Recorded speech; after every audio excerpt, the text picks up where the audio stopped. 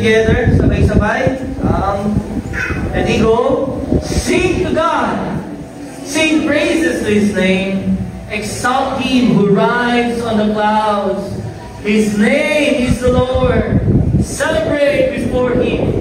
God in His holy dwelling is a Father of the fatherless and a champion of widows. God provides homes for those who are deserted, and He leads out the prisoners to prosperity.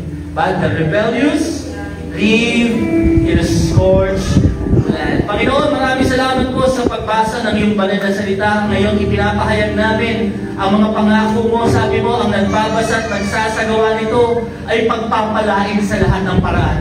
Kaya Panginoon, tulungan niyo po kami hindi lang makarinig. Isabuhay po namin. At para ito mangyari, Panginoon, pagkalooban niyo po kami ng iyong espiritu ng karunungan, kaalaman at pangunawa, upang amin sa mga personal na buhay may apply namin, O Diyos. Sa lugar na ito, inaalis namin lahat ng mga gawa ng kaaway, mga distraction, deception, at sa iyo lang namin bibigay yung attention namin, Lord. We're fixing and focusing on you, Lord Jesus. We ask that you speak to us, speak through us, at Lord, mababago ang buhay namin. Pagpapalain mo ang bawat isa na tatanggap ng iyong banal na salita. Muli, Panginoon, lahat ng ito ay tinatanggap po namin sa pangalan ni Jesus. Amen. Palapakan po natin ang salita ng Diyos. Praise the Lord. Praise God. Yung ating presenter, thank you, Lord. Yung white. Hallelujah. Thank you, Lord. Kamusta po kayo? May mga plano ba kayo mamaya? Father's Day? Idedate nyo ba yung mga tatay? Parang pag napapansin ko pag Father's Day, hindi masyadong masaya yung mother. Pero pag Mother's Day, parang saya-saya kayo, ah. Praise the Lord. After po ng service natin, let's support our Father. Kasi mamaya, merong on-the-spot na Q&A. Question and answer. Oh, ano kayo magiging sagot ng mga tatay na ito, no? Okay, mayroon tayong Father's Got Talent. At syempre, mamaya, awarding na din natin. We have prepared some gifts for you. We are appreciating you as fathers, your sacrifices, your service to God. Mamaya kuya, after ng service natin, naniniwala ko magiging masaya to. Bihira natin marinig sumagot ang tatay sa mga tanong. Tama ba? Pag tinanong mo ang tatay, ano lagi sinasabi? Tanong mo sa nanay mo. Pero mamaya, sila ang sasagot. Alright, praise the Lord. And this is a Father's Day message. And sino po dito, naranasan nyo na kumakain kayo sa fast food, tapos biglang may kakatok sa inyo? Naranasan nyo na yan? Yung kumakain ka sa pagkain mo, Lord, thank you, bless God, kakain mo kami, pinag-bless mo kami. Tapos sa gilid mo may matandang nakahiga. Oh, nakakadurog ng puso. How did you respond to that? Ano pong nararamdaman ninyo? That is a clear representation of two worlds. Affluence and poverty. O, dahil yung affluence. Affluence, ibig sabihin, masaganang buhay. Punong-puno. Pero sa kabilang banda, naghihirap. Naranasan niyo yun? Anong ginawa niyo? Pumikit na lang. May naman yung sense of parang, ay, nakakagilty naman, parang ako nag-e-enjoy. Diba? Tapos yung matanda, kawawa. Minsan, naranasan natin yung guilt feeling, pero minsan naranasan natin yung naiinis ka. Huwag na kayong pero alam nyo, naranasan niya, naiinis ka. Kumakain ako masarap. Ginagawa mo na ako, guilt trip mo naman ako. Ini-istorbo mo naman ako. It's two worlds, two sides of the world. One is celebrating, and the other is really suffering. Naranasan mo po yun, birthday nung pamangkin namin, si Ayumi, sa Jollibee. Ang kanyang Jollibee na celebration, alam mo kung saan? Diyan sa may Golden Haven, Bilyar Sipag. And you know what? I was eating and celebrating. Napapo ako doon sa lamig Jollibee. We were so happy with the games. Ang saya mag-birthday, di ba? Nagiging bida ka din, Jollibee. Ay, kaya si Jollibee, yung baso. Yung bata, masaya. Yung matatanda, masaya din, di ba? Pag-iwala pa si Jollibee. But you know, nung napalingin ako sa kabila, yung kabilang banda ng buhay, marcha na nagluluksa, may hiyaw, people are suffering. Bakit? Inililibing nila yung mahal nila sa buhay. I've experienced that. And you know, Father's Day, nasaan kang mundo? Which side are you in? Are you celebrating? Or are you suffering when it comes to Father's Day? Nasaan po tayong banda kapag Father's Day? Nandito ba tayo sa lugar na kung saan, oh, I celebrate my father. Because listen to this. Every year, the world celebrates Father's Day. It's not a day of celebration. But it's a day of reminding them how painful life is. Bakit? Maaaring nagsasaya tayo kasi we are reminded mabuti yung tatay ko. Pero may ibang mga tao, pag naalala nila tatay nila, hindi sila masaya. Tama po ba yan? Naniisip nila, tatay ko, hindi mo kami. Paano magiging masaya, Father's Day? Some people are preparing for meals or to go out and reservations sa mga restaurant.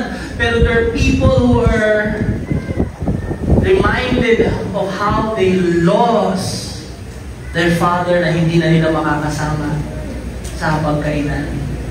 There are people who are so excited writing a card how they love their dad. Lord, Daddy, maraming salamat. Thank you. Hindi mo po masama yun. But they are also on the other side of the world. Hindi card yung kanilang sinusulatan. Ano? Demand letter. Is that true? Nangyayari po yan? Hindi lahat ng tao nag-celebrate ng Father's Day na masaya. We are celebrating God as our Father. Yes, praise the Lord. But you know, we have to understand the other side. That there are people, when it comes to this day, they are reminded of their loss, of their pain, of their suffering, of their loneliness. Kasi wala na silang tatay, yung tatay nila masama, yung tatay nila pasaway, sumakabilang bahay, masama ng ginawa sa kanila. You know, there are people like that right now. O maaaring hindi yung tatay, yung anak ng mga tatay ko, tuwing Father's Day, naiisip ko, nagagalit ako. Sila. And the message for us today is there is hope and there is healing. Amen. For those who are fatherless. Amen! Kasi ito po yung buhay eh. Sa church, nasaya na celebrate Father's Day, pero pag pumunta ka sa personal mong buhay, hindi ako masaya kapag naisip yung tatay ko. But the good news and hope that we have right now, there is healing for the fatherless. Wala ka bang tatay ngayon? Physically, yung tatay mo gumawa ng hindi maganda. Yung tatay mo, in-expect mong tumulong sa'yo. Nireject ka, kinalimutan ka. You know, maybe you have experiences bad, past about your father. But there is healing available for you. Amen?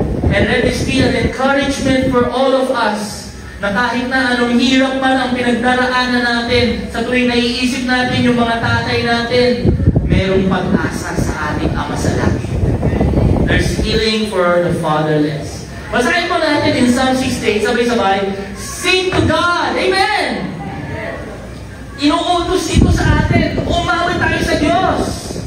When we celebrate, sing praises to His name, exalt Him who rides on the clouds. Alam niyo yung binabasa ko to, sino ba yung sumasakay sa ulap? Ang naalala ko yung childhood ko, si Goku.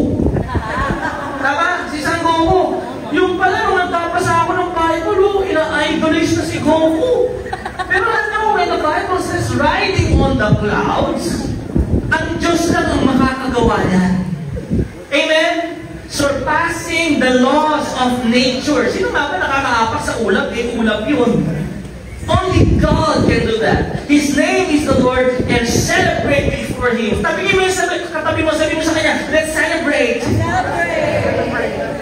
Celebrate natin to. You know why? Sabi niya, because God in His holy dwelling is a what? He is a father to the fatherless.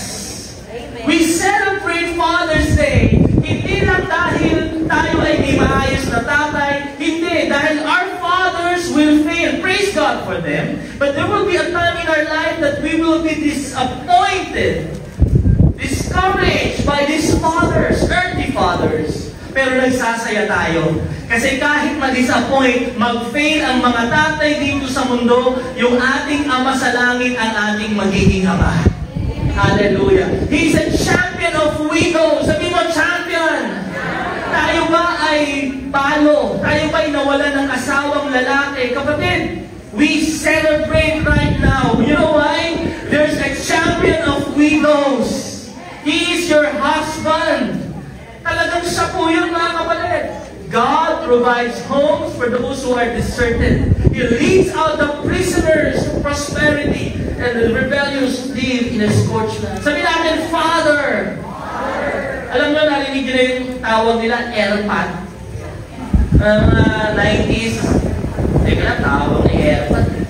Tatay yun. Pag nanay, ano? Ermat. Nakahalata kayo sa interview. Ermat. But you know, the word father in the Hebrew is ab or abba. Okay? But in the Greek, ito yung dyan kinuha yung erpat, pater, binaligtad. Pater, father. Napakaganda ng pag-aralan nito. Alam nyo, hindi lang siya basta isang tatay. Ano ba yung Diyos natin? Ang daming beses inuulit-ulit itong salita sa Biblia. That God is a Father. What does a Father mean in the Bible? Lahat po tayo merong mga preconceived ideas when it comes to Father. May mga iniisip na tayo, pag tatay ka, dapat ganito ka. Lalo na sa mga bagong tatay, pinibigyan ng advice, kung may anak ka na, tatay ka na, dapat ganito ka. But what really a Father is? Ano ba ang tatay? Ang tatay, ang sabi dito, He is the originator. The transmitter of anything. Sa Kanya nang gagaling ang lahat. Siya ang magbibigay ng lahat. In other words, God as our Father, He is the source. Sabi natin, source.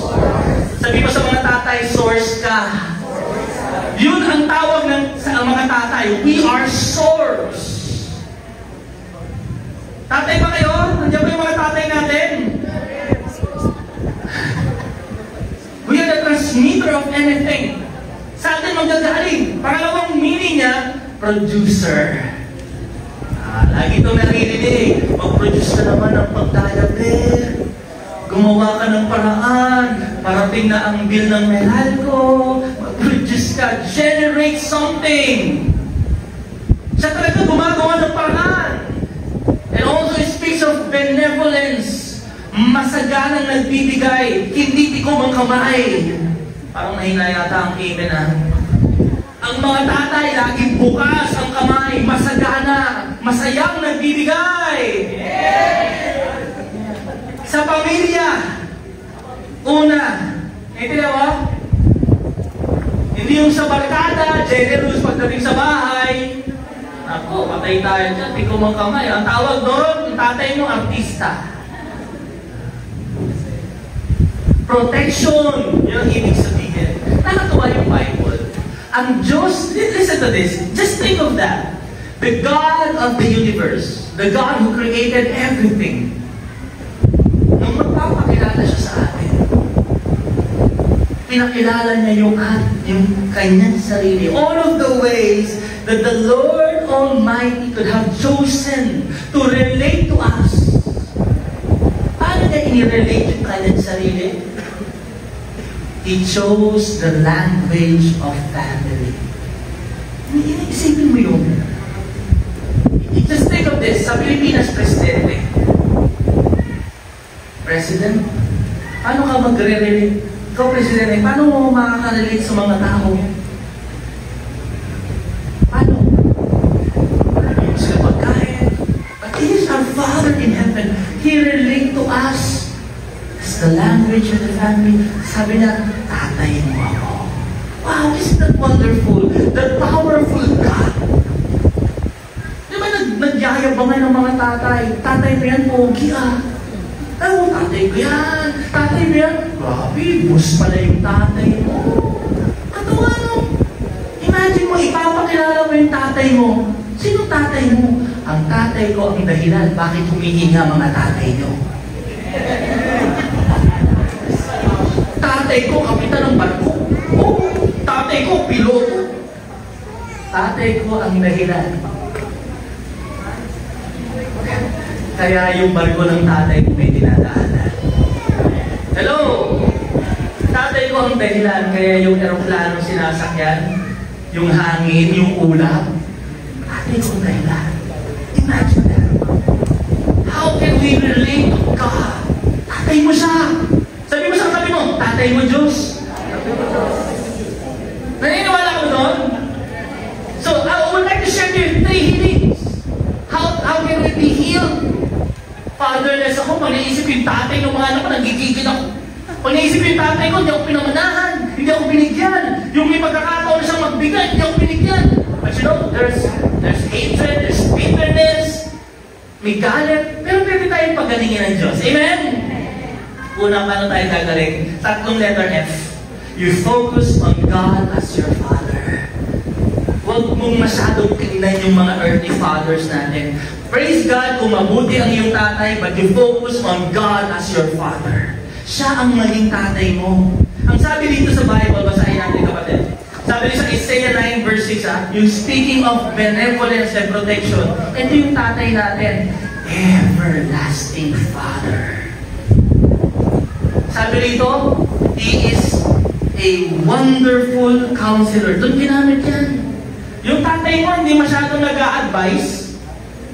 Yung pag may problema, kung sinasabi ng tatay mo, kaya yan. Sarili mo yan. Kaya lumaki tayo na, yung iba sa atin, lumaki na walang tatay, walang nagturo sa atin. Minsan nagagalit tayo sa tatay natin eh. But you know, when you focus on God as your Father, siya ang magtuturo sa iyo. Siya ang magbibigay sa iyo ng karunungan. Sabi dito, He's mighty God and everlasting Father. Yung tatay natin, mananatili siya magpawalang hanggan. Nakakalungkot, yes, people will die. Our fathers will die. Earthly fathers will die. Minsan doon tayo nagkakaroon ng kirot sa puso natin eh. Pag yung tatay na idolo natin, nawala, di ba? Paano tayo gagaling? May nawala man akong tatay, pero ang tatay ko nananatili magpawalang hanggan. Siya ang aking everlasting Father. That's how He speak to us. Yung protection, sabi doon, mighty God. Ano ba naman yan? Di man ako pinaproteksyonan ng tatay ko. Wala man lang mga pangangamusta yung tatay ko. Kapatid, yung tatay natin sa taas, lagi siyang nagbabantay sa iyo. He's your protection. Ano ibig sabihin ng Father? Producer and generator. Job 38:28. Sabi, yan yung ginamit na word. Has the rain a Father? Meron bang ama ang ulan? Sinagot ni Jesus. Meron bang ama ang ulan? Meron bang pinagmumulan yung ulan? Tanong, meron ba? And who is that Father who will produce rain? Rain speaks of blessing. Sino magpapala sa atin? Anong sabi ni Jesus, Matthew 5:45? Then you may be the sons of your Father who is in heaven. His sun shines on bad people and good people. He sends rain on those who are right with God and those who are not right with God. Anong sinasabi dito mga kapatid? Kung yung tatay natin dito sa mundo, naiinis tayo, hindi nagbibigay ng suporta, magalak ka, pagagalingin ka, kasi uulan ng pagpapala galing sa tatay mo sa langit. Pag nag-focus ka doon, hindi ka magiging bitter, but you will become a person who is full of faith that, Lord, kung ang tatay ko na nandito, hindi ulan, kundi hindi rin ambon, hamog, wala akong nakaramdaman. Pero yung ikaw, Lord, ibubuhos mo yung ulan sa buhay ko. Ikaw ang pinagmumulan ng pagpapala sa buhay ko. Amen! Ikaw magpapaaral sa akin. ikaw ang magsusupply ng pangangailangan ko. Amen! You focus on God. Listen, for all, Romans 8, sabay-sabay, for all who are led by the Spirit of God are what? Sons of God. Nasa inyo po ba ang banal na Espiritu? Nung tinanggap mo si Kristo sa buhay mo, nilinis niya ng banal niyang dugo, yung kanyang kamatayan sa krus, binus yung dugo niya. Kung sumampalataya ka doon, malinis ka na. At nananahan na sa iyo yung Holy Spirit. Sabi mo sa tabi mo, nasa yung Holy Spirit. Tinanggap mo ba yung Holy Spirit sa buhay mo? You receive that by faith, amen? Batiin mo naman yung Holy Spirit, sabi mo sa kanya, good afternoon, Holy Spirit. Pagigising ako sa umaga, sinasabi ko, good morning, sweet Holy Spirit. Pinabati ko siya, bakit? Kasama ko siya eh, amen? Imagine, sabi ng Bible, pakinggan niyo to, kapag nasa iyo yung Holy Spirit, the Spirit which have now you received, nasa iyo ba ang Holy Spirit? It is not a spirit of what? Slavery. Hindi para matakot ka. Ito yung buhay natin dati. Nahihiya, natatakot tayong lumapit sa Diyos. Bakit? Alam natin marami tayong pagkukulang. Tama ba? Pero kapag nasa iyo na yung banal na Espiritu, ibig sabihin, lahat ng mga pagkukulang at kasalanan natin, binayaran niya na. At paano mapapatunayan niyo ng Diyos? Binigay niya sa iyo yung banal na Espiritu. Kaya kapag lalapit ka sa Lord, hindi ka takot eh. Sino po dito, nung lumalapit kayo sa inyong mga magulang, yes, may mga kasalanan kayo, pero grabe pa rin kayo lumapit at humingi sa mga nanay, tatay niya. Tama ba? Bakit? Hindi ka kasi alipin. Ano ka niya? Anak ka. Anak ka ba ng Diyos? Kaya kapag lalapit ka sa Diyos, kapatid, hindi ka alipin. Amen? Anak ka ng Diyos. You have received the spirit of adoption. Hindi tayo galing na sa Diyos na galing ni Jesucristo, inumpun niya tayo. We are adopted by the Lord our God through His Son, Jesus. At dahil anak ka, kapatid, sabi dyan, which we cry, matatawag mo yung Diyos. Anong tawag mo sa Diyos? Father, Abba. Anong tawag niyo sa inyong mga tatay? Papa? Ano pa? Tatay? Naniniwala ba kayo doon kapag mahirap ang pamilya nyo, tawag mo sa tatay mo, tatay? Dati, gano'n eh, di ba? Pag sobrang hirap, probinsya, sinasabi lang, itay. May feelings na malalim, itay. Itatanong ko muna sa itay ko. Teka lang, nasa bukid pa yung itay. Minsan gano'n, di ba? Pero pag mayaman yung classmate mo, Daddy! Wow! Tapos pag talagang reach hit, I'll ask my papa. Papa. Tatanong ko sa papa. Whatever is the call of the endearment for your father, pakinggan mo. Tatay, Dad, ano ba? Papa, Itay, kapatid, pag tumawag ka sa kanya, kahit anong sabihin mong tawag basta patungkol sa pagiging ama niya, napaka-importante na dapat yun ang gagaling, hindi alipin, anak mo. Pag nagpe-pray ka sa kanya, Lord, tay, anak mo, gusto ko din yun. Amen? Ganun ka ba humingi kay Lord? O para kang alipin na namamalimos? Lord, baka naman may natira pa dyan. Baka naman kung meron pa dyan. Diba? Mga konti na lang, bigay mo na sa akin. Diba? Ano sinasabi? Alipin eh. Meron lang papakita sa inyo. Tingnan niyo kung ano yung buhay niyo ngayon. Anak pa tayo ng Diyos? Sabi mo sa tabi mo, hindi ka alipin. Sabi mo sa kabila, hindi ka alipin. Sabi mo sa kanya, anak ka ng Diyos. O, tingnan mo ha, kung nasaan ka dyan. Yung slave, gumagawa siya, naglilingkod siya, kasi duty niya yun. Kailangan niyang gawin.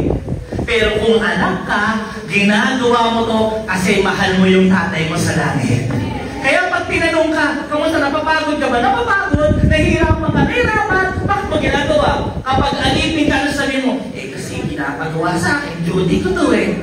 Kapatid, alipin yun. Pag anak ka, bakit napapagod? Napapagod, nahihirapan ka. Bakit patuloy mo pa rin ginagawa? Ginagawa ko ito para sa tatay ko. Mahal ko yung tatay ko eh. Naintindihan mo ba yan? Magkaiba yung motivation. Dutifully obey yung mga slave. Kailangan gawin. Pero kapag anak ka, masaya mo itong gagawin.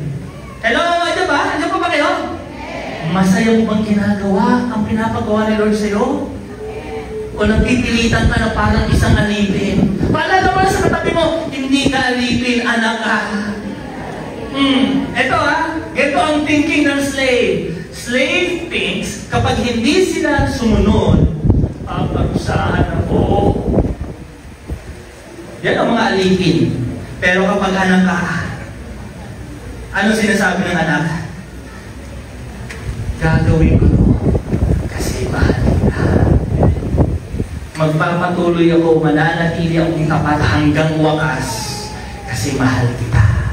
Hindi ako natatakot sa parusa kasi may pagkakataon na hindi natin nagagawa. Tama ba? Hindi ka natatakot sa parusa. Alam niyo bakit hindi ka dapat matakot sa parusa? Kasi minaparusahan na para sa atin. Lahat ng parusa ng ating kasalanan ibigay na kay Kristo. Pero hindi naman ibig sabihin na hindi mo na mararanasan yung bunga ng mga actions mo. Sila, magkaiba yung alipin, magkaiba yung anak. Ano sinasabi ng alipin? Ano pong kailangan? Para matanggap mo ako. Yung anak, ano ba sinasabi niya? Dahil tinanggap mo ako, Lord, tatay na kita, ano yung pwede kong gawin para sa'yo? You see the difference? Yung mga slaves, matatakotin. They're fearful. But children of God, they are joyful. Kahit ano nangyayari. Because they know their God, their Father is God. Yung mga slaves, listen, wala akong mamanay. Wala silang inheritance kapag alipin. Pero ang mga anak, kahit na minsan nagfe-fail, minsan pasaway, tama? Meron pa rin ba tayong mamanahin? Yes. Sabi mo sa katabi mo, tagapagmana ka. Kasi anak ka. Amen! Let's read together. Hebrews 4:16. Let us then fearlessly, sabay-sabay, fearlessly, walang takot, ano ba? Confident, talagang buong loob, ano ba? Boldly, katapangan na ano, lumapit tayo sa Diyos. Kapag hihingi ka sa Diyos ng ano, the throne of God's unmerited favor to us sinners, we will receive mercy for our failures. We will find grace to help in good time for every need. Yung anak ko pong si Josiah, napakabait niyan kapag tulog. Kagabi lang, tinaw ko siya talagang, Lord, I praise you for my son. Diba, makikita mo talagang, ang anak ko, Lord, salamat, healthy, di ba? Nagpe-pray mo eh. Gumising na. Alam mo yun, yung mga anak natin, ako, napakakulit. Pagkatapos maligo, sarili na lang yung iniisip, uupo na lang doon, tama? Wala pa lang tinatanong na, kumain na ba kayo na? Siyempre, mga bata. Pero kahit ganun sila pasaway, may pagkakataon na hindi sila sumusunod. Grabe yung boldness. Grabe yung tapang nila humingi sa tatay nila, sa mananay nila. Ako, bigla nasasakyan kami. Bigla na masasabi sa'yo, sa sobrang mo kakulitan, ha? Hindi ka sumusunod, tigas ng ulo mo. Ano sasabihin? Dad, penging pera. Sabi siya, what a nerve! Kapal mo, ha? Di ba parang in the back of your mind? Pero ano naisip ko, bakit siya humihingi? Bakit gano'n na lang yung boldness niya? Kasi naunawaan niya, hindi siya alipin. Ano siya? Anak siya. Alipin ka ba? Hindi, tama? Ano ka? Anak ka ng Diyos. Minsan may pagkakataon sa buhay natin, nagiging pasaway tayo. But can I encourage you? Sila naghihintay sa'yo, anak, lapit ka sa akin, mag-pray ka uli ng malalaking prayer sa akin. Amen! You pray big prayers. You ask God and you will receive. You seek God and you will find Him. You knock to that door and that door will be open to you. Pagbubuksan ka, amen? Yung mga anak kahit pasaway, pinapakain ka sa ano? Pinag-aaral yan sa ano? Bukas ng sariling rep? Yes, meron yan. Matutulog, gumagamit ng kuryente. Bakit? They are children. Anak sila. Anak ka ba ng Diyos? Oh, pakinggan natin ito. 8, 16, 17 Romans. The Spirit Himself, let's read. The Spirit Himself testifies. Sabi mo, testify. That we are children of God. Kung nasa iyo yung Holy Spirit, yan ang patunay na anak ka nga ng Diyos. Hello! Nasa iyo ba ang banal na Espiritu? Anak ka ng Diyos. Pangalawa, sabi niya, 17, if we are His children, then we are heirs also. Kung anak ka ng Diyos, tagapagmana ka din. Amen! Gusto niyo ba yun? May mamanahin tayo. Heirs of God. Fellow heirs with Christ. Sharing His inheritance with Him. Imagine mo, kung ano yung meron sa ating big brother, si Jesus yon. Yung ating elder brother, si Jesus yon. Dahil kapatid na rin natin siya, natanggap na rin tayo bilang mga anak ng Diyos. Kung ano yung ibibigay kay Jesus, bibigay din sa'yo. Praise God! Sabi mo sa katabi mo, tagapagmana ka. Sabi mo sa katabi mo, mayaman ka. Sabi mo sa kanya, hindi ka alipin. Yes. So let us live like children of God. You know, sa amin bilang mga pastor, talaga pong nakaka-break ng heart kapag yung mga anak namin ay napagsasabihan. Hindi ko naman sinasabi na huwag yung pagsabihan nyo nga eh. And lagi ito sa lahat ng mga pastor na nakausap ko. Ito yung lagi sinasabi sa mga bata. Which is, binura ko sa isipan nila. Anong sinasabi pag nagkakamali, pasaway yung bata? Kaya sa school nila, hindi ako nagpapakilala ng pastor. Ano sasabihin? Pag nagkamali sila, pastor pa naman ang tatay mo. Narinig niya na yan? Narinig niya na yan? Hindi ko sinabi sa akin. Sabi ko sa kanya, gagawin mo ang isang bagay. Lahat sila. Mabubuhay ka sa katotohanan. Pag naririnig mo, mga bibig mo, hindi magaganda. Alam mo, hindi ko sinasabi, tatay mo pa naman pastor. You know what I say to them? Hindi ganyan ang magsalita ang mga anak ng Diyos. Hindi ganyan mabuhay ang mga anak ng Diyos. Amen! Hindi ganyan makipag-usap ang mga anak ng Diyos. I always ask them, anak ka ba ng Diyos? Sabi mo po, si tatay mo, si Jesus. O, ganyan ba ang anak ni Lord? Sabi mo sa katabi mo, mabuhay tayong tulad ng mga anak ng Diyos. Sige, sabi mo.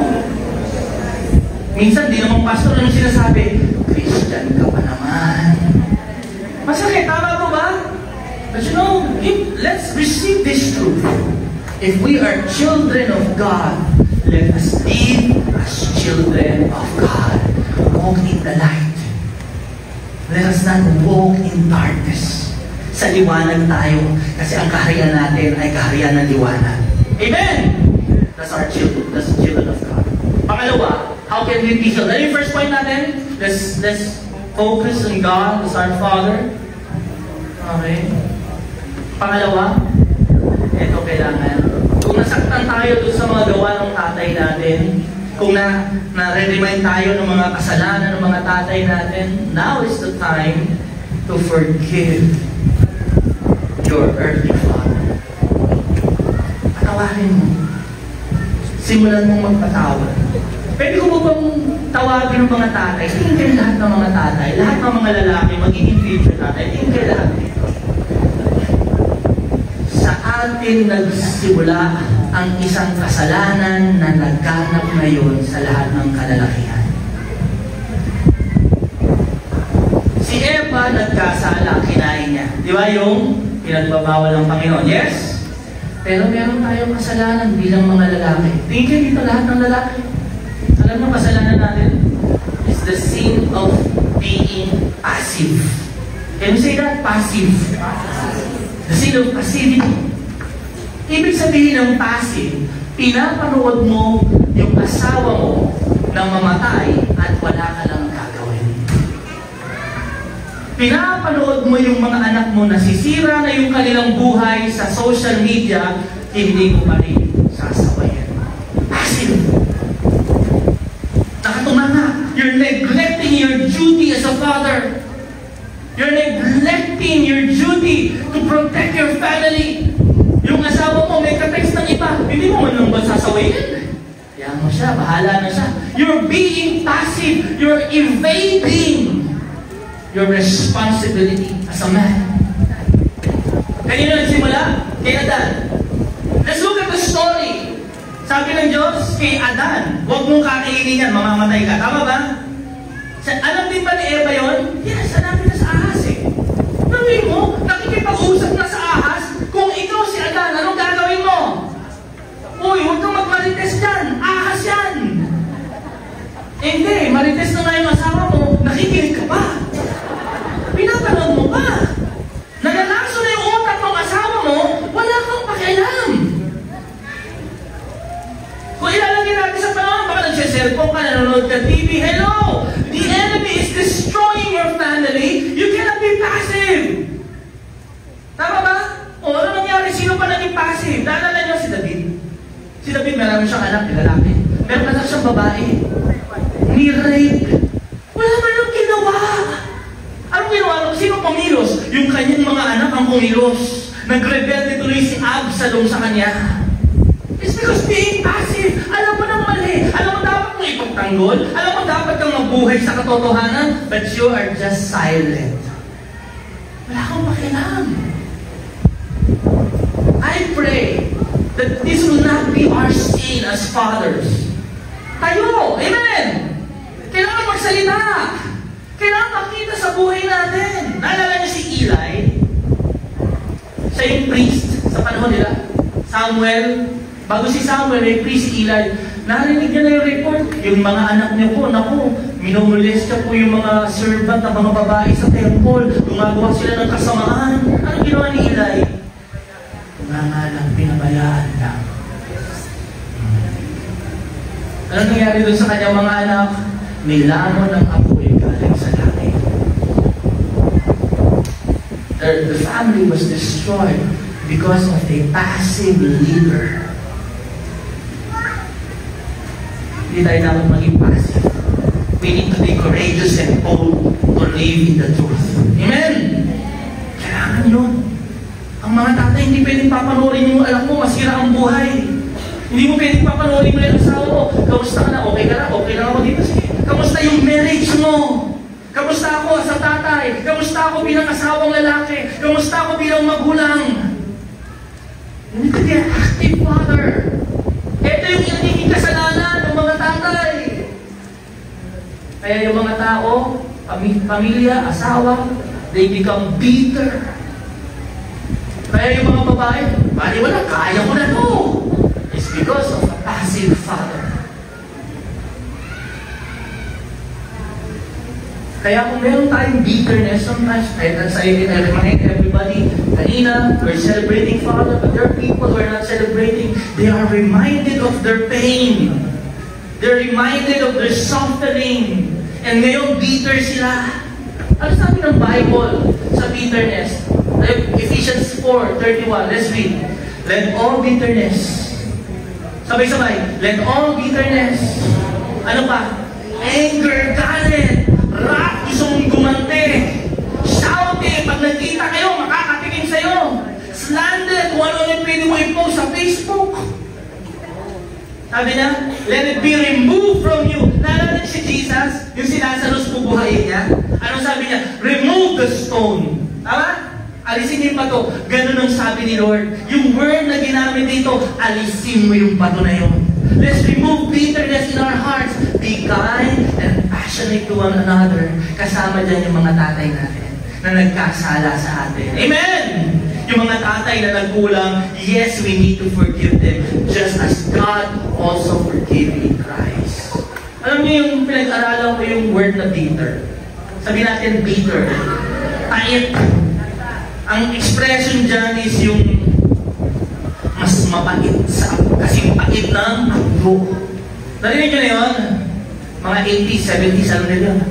Ang galit mo ay kasing pait ng agdo. Bitter as gall. Alam nyo kung saan mo nang pinagit yun? from Deuteronomy 29. Alam niyo, basahin natin yung context ha, kasi baka may bitterness tayo. Hindi lang sa tatay natin, maaaring sa asawa mo, sa tatay ng mga anak mo. Let's read. Mag-ingat kayo, baka sa inyo may isang lalaki. Deuteronomy 29, let's read. Next po kapatid, next slide. Yeah, thank you.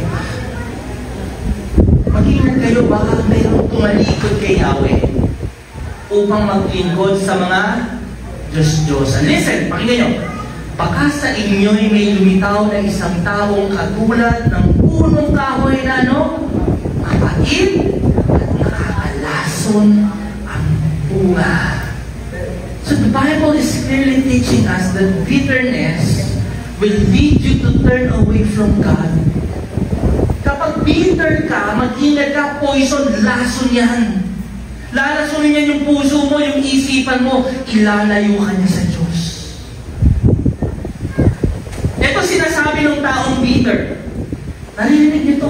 O baka nakita mo na ito sa salamin. Ano sasabihin niya sa kanyang sarili? Let's read verse 19.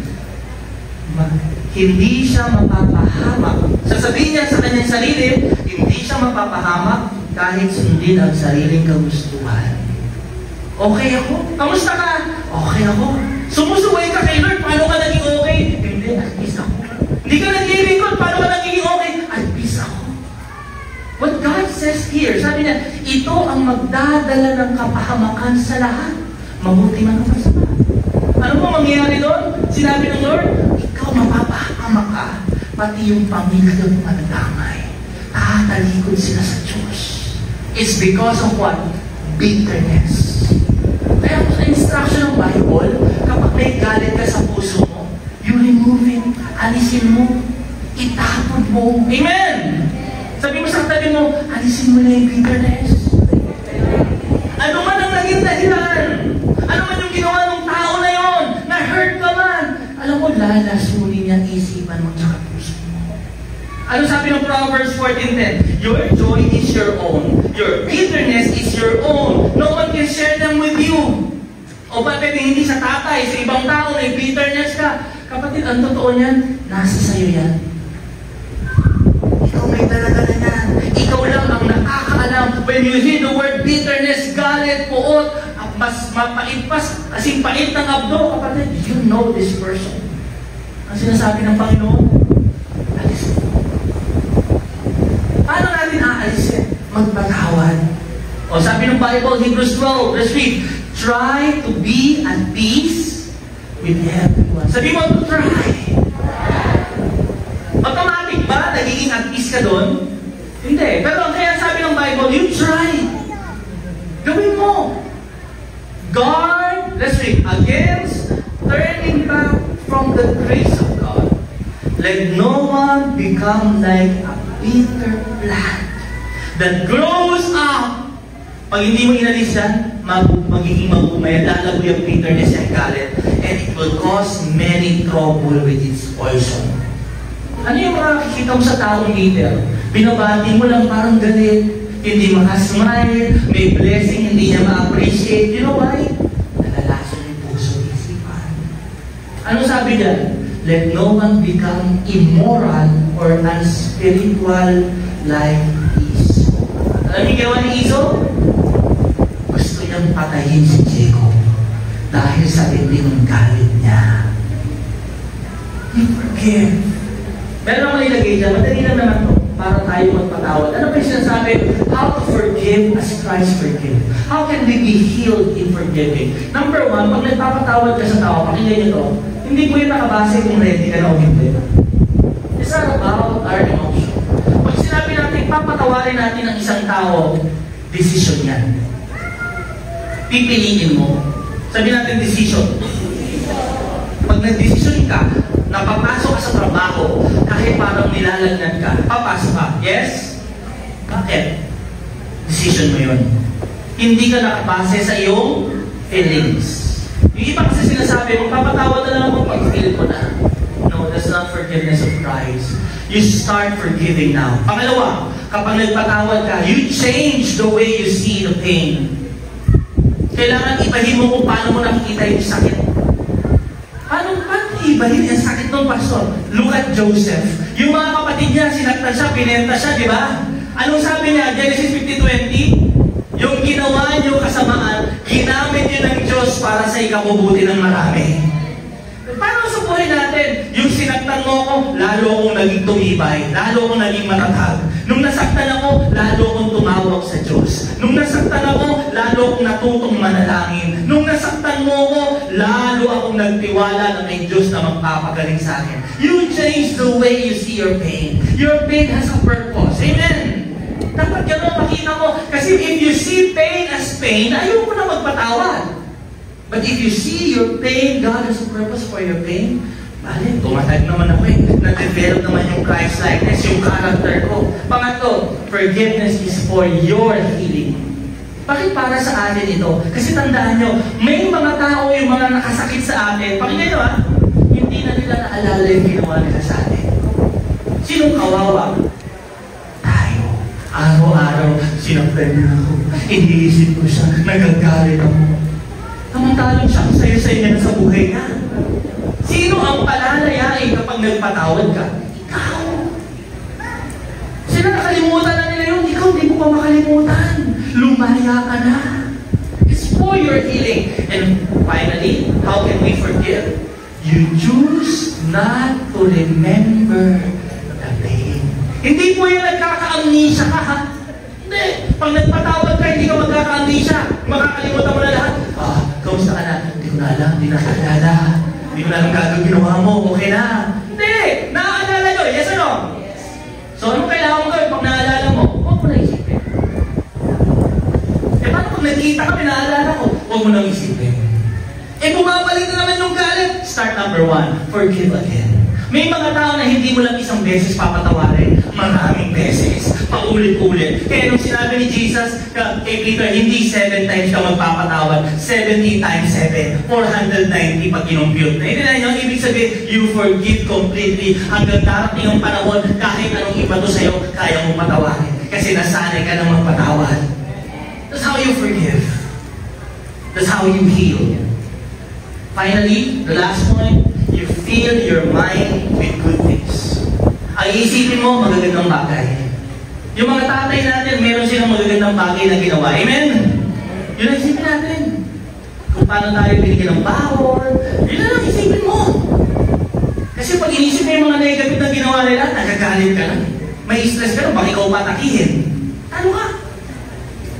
You fill your mind with good things. Proverbs 4:23, let's read. Be careful how you think, for your life is shaped by your thoughts. Kapag inisip mo yung mga hindi magagandang nangyari, all the pain and suffering, paggising mo, ayaw mong lumabas ang bahay. Pagdating mo sa office, nakasimangot ka. Why? Your life is shaped by your thoughts. Kaya ang iisipin mo, paggising mo sa umaga, oh Lord, salamat po, nagising ako. Salamat po, pinagpala mo ko ng kalakasan, may trabaho ako, may pamilya ako, may mga anak ko. You see, you need to shape what you will think. Kailangan ihuhulma mo Merong mga intrusive. Pag sinabi intrusive, yung walang paalam, bigla lang papasok sa isipan mo. Tama? Na marurumi, masasama. Hindi ka papasok. Philippians 4:8, let's read. Christian brothers, keep your minds thinking. Ano kung isipin lang natin? Totoo. What is true? Anong true? Mahal ka ng Diyos. Anong totoo? Kahit nagkamali ka, lumapit ka sa Diyos, patatawarin ka ng Panginoon. Amen? What is true? His mercy are new every morning. Amen? What is true? Surely goodness and mercy will follow you all the days of your life. Amen? That's what's true. Ano isipin mo? Whatever is suspected. Pag nag-isip mo, parang di yata masyadong respect, nakakaya kay Lord. Huwag mo nang isipin. Pangatlo, whatever is right. Yung matuwid, yung tama. Naku, baligo ito napapanood ko. Tapos hindi ito dapat. Naisip ko, gumantin. Naku, mali ito, liko ito, huwag ito. Whatever is pure, malinis. Yun ang iisipin mo. Pag medyo narurumihan yung puso at isipan mo, teka, narumi, hindi ito dapat. Amen! Ako ba may hawak ng isipan nyo? Sino po may hawak? Kayo. Parang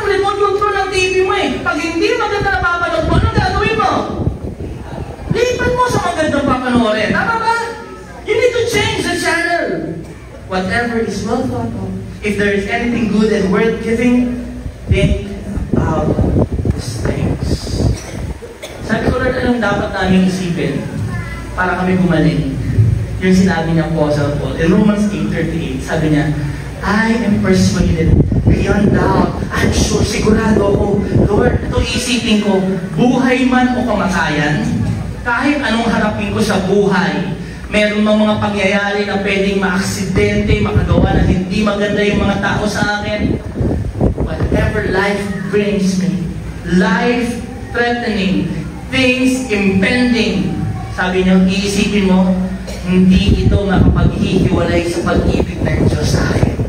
Kahit anong pagsubok, problema, ang harapin ko, ang iisipin ko, mahal ako ng Diyos.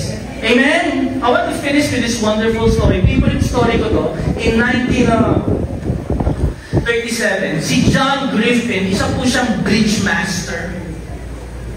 Yung bridge master, alam niyo, yung dadaan yung barko, ang gagawin niya, itataas niya yung bridge. Siya po yung nag-ooperate nun.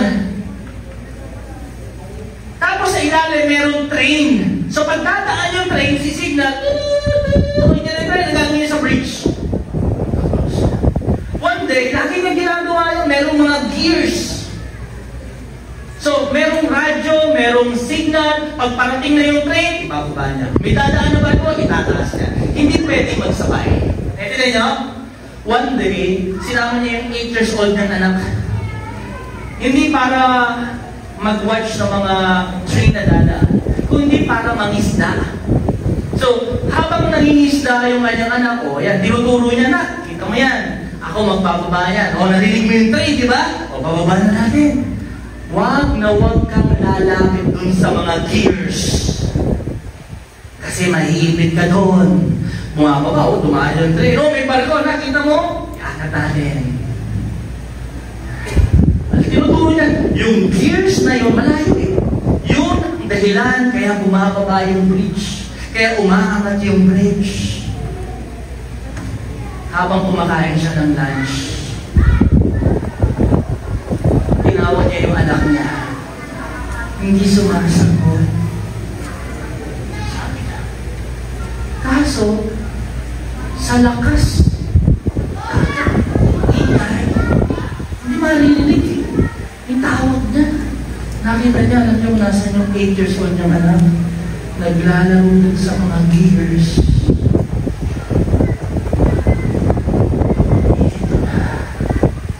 Narinig niya, parating na yung train. He was faced with a problem, with a dilemma. Kapag hinabol niya yung anak niya, niligtas niya. These 400 people in this express train will die. Pag sinave niya naman yung train, maiipit yung anak niya, mamamatay. As time passes by, sinang pace yung oras, he made that decision. Alam yung ginawa ni John Griffin? He sacrificed his son for these 400 people. Umiiyak siya habang iniikot niya yung gear. Because alam niya, sa pagliligtas niya ng mga tao na ito, kapalit ito ay buhay ng kanyang anak. Alam niyo, nakita niya yung mga tao in the train, sumisigaw siya. Wala man ng basenyong may alam ng nangyayari. Wala man ng basenyong may alam kung anong dahilan bakit kayo buhay. And these people on the train, they're reading their newspaper, they're drinking their coffee. And John was so crushed in his heart because he knows, alam niya yung kapalit ng buhay ng mga tao sa train. The life of his own son. Alam niyo kung sino itong si John na ito? Ito ang ating Diyos. Ganun kanya kamahal. For you to live, His only Son must die. sinakripisyo ng banal na Diyos ang kanyang anak. Para sa iyo, para sa akin. Mabuhay lang tayo. Ang kabayaran, kamatayan ni Kristo sa krus. Ganon tayo kamahal ng ating Ama sa langit.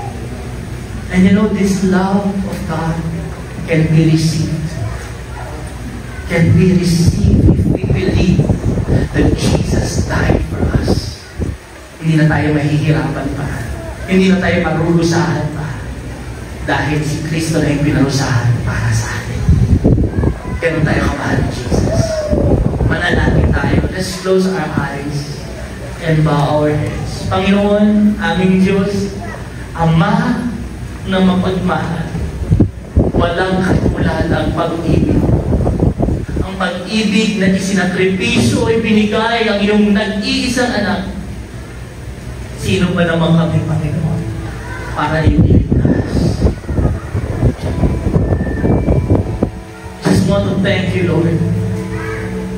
Salamat dahil ngayon alam na namin kung bakit kami buhay. Dahil sa sakripisyo ni Kristo sa krus. Ngayon alam na namin ang halaga ng buhay na walang hanggan. Dahil sa ginawa mo sa krus, Panginoon. Alam na namin na hindi na kami pupunta pa sa impyerno dahil binayaran mo na ang kasalanan namin. Naghihirap ka. Pinagdaanan mo lahat ng ito. Father, you sacrificed your own Son for us. Ganon mo kami kamahal. And Lord, we're receiving that love today. At inaamin namin na kailangan namin ito sa buhay namin. If the person today says, "Ay, Pastor, ako yan, gusto ko tanggapin yung pag-ibig ng Diyos. Gusto ko tanggapin si Kristo. Inaamin ko, makasalanan ako." Taas mo lang yung dalawang kamay mo sa Panginoon. And in this prayer, kapatid, huwag mo na isipin yung katabi mo, just think of how God loves you. Ibinuhos na ang pag-ibig niya sa'yo sa pagbibigay ng kanyang bugtong na anak. I want you to join me in this prayer, how God so loved the world that He gave His only Son. Sabay mo ako sa panalangin, kapatid, galing sa puso. Bigkasin mo, sabihin mo, Panginoong Jesus, salamat po sa pag-ibig mo. Panginoon, patawarin niyo po ako. Makasalanan ako. Pinagsisisihan ko na po ang lahat. Pinubuksan ko ang puso. Pinatanggap kita sa aking buhay bilang Panginoon at tagapagligtas. Salamat po sa buhay na walang hanggan. Salamat po sa pagpapatawad. Salamat po sa pagtanggap mo sa akin. Tinatanggap ko po mga pagpapalang ito sa pangalan ni Jesus. Amen. Palakpakan natin ang Panginoon. Tayo mga kapatid. You know, in life,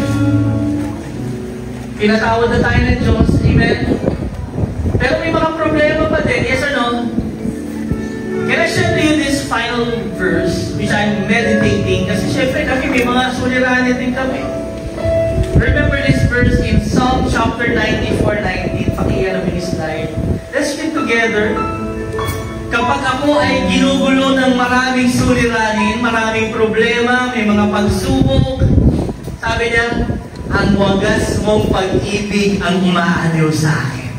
Can you everybody just look at here? In this life, we will face troubles. In this life, we will have triumphs. May mga testing, may paghihirap. Pero pwede tayo makatanggap ng aliw kasi ang iisipin mo, mahal ako ng Diyos. Amen? God loves us. And paano yung pinatunayan yun? Sa krus.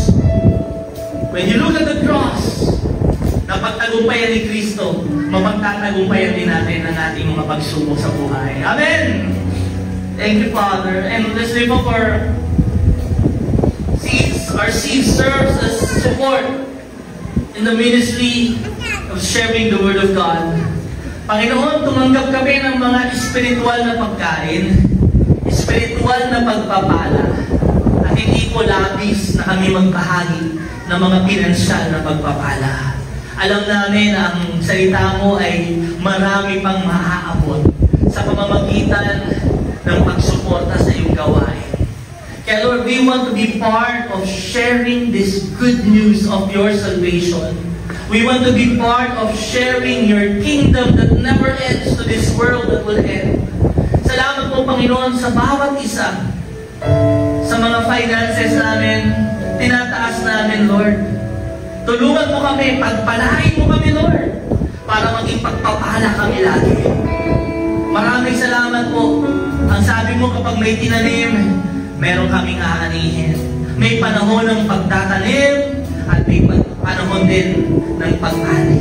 Kaya Lord, tinatanggap po namin ang masaganang ani sa aming mga pinansyal, O Diyos. Lahat ng mga pagkukulang, mapupunuan. Lahat ng mga pangangailangan, ibibigay mo, Panginoon. Salamat po, tinatanggap namin ang mga pangako ito sa pangalan ni Jesus. Amen.